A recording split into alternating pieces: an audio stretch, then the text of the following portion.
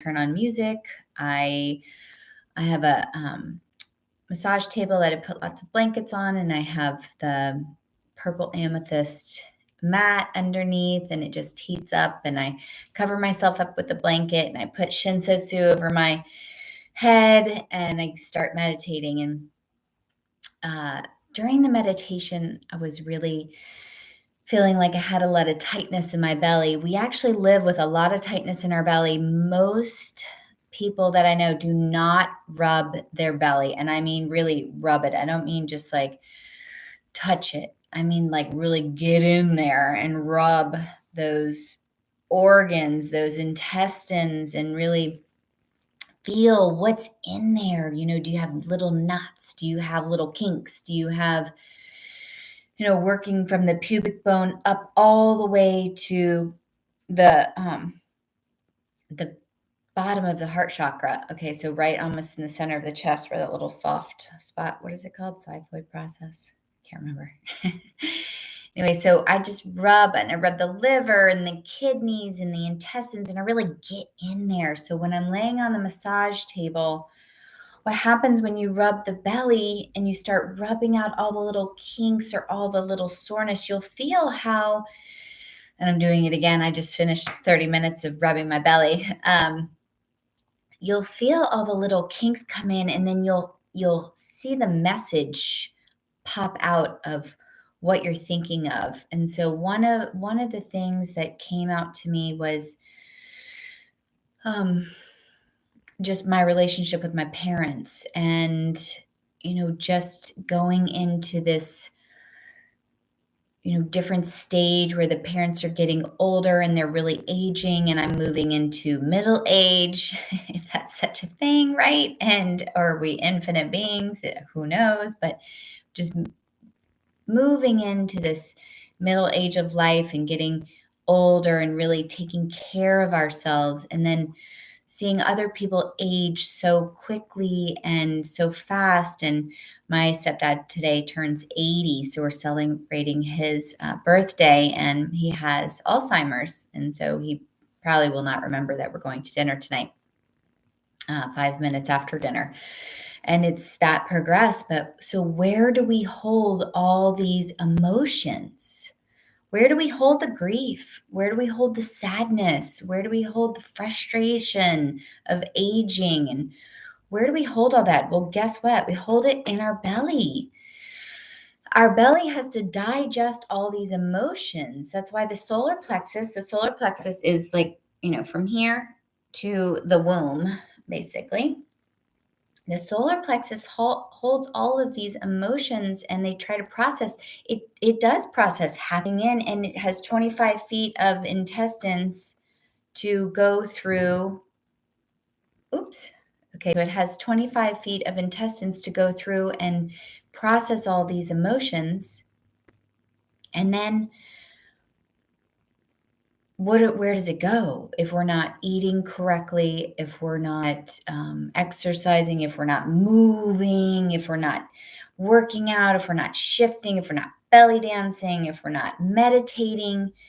And so all of those emotions get trapped in the intestines, and they form unhealthy things in our body.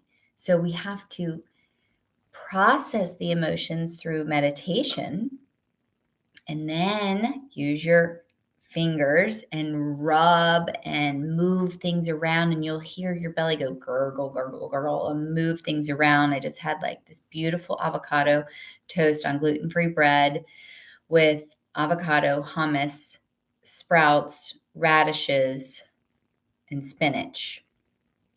And it was delicious. But I normally don't eat a lot of bread, period.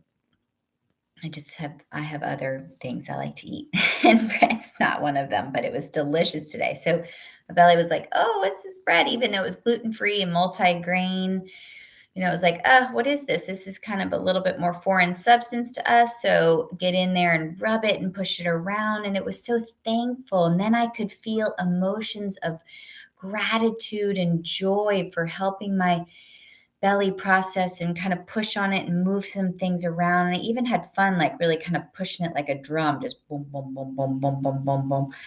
and moving things around and helping it digest. Because if we don't chew perfect and chew everything, things get stuck in little pockets, and that's how we pick up parasites, and that's why we have a hard time pooping, and everything's not regular.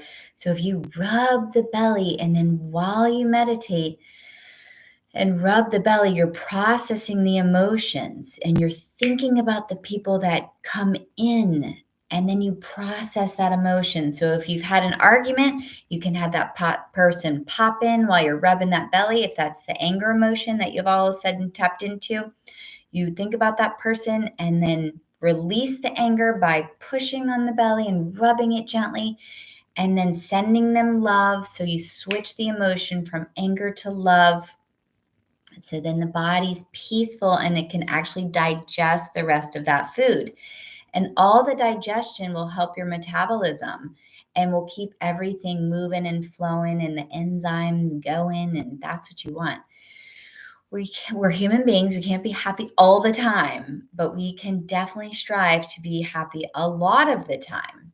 And if we're working with more sadness and grief and depression, then we've got to do more rubbing, more meditating, more processing of emotions to shift us into the happy, joyful, gratitude state.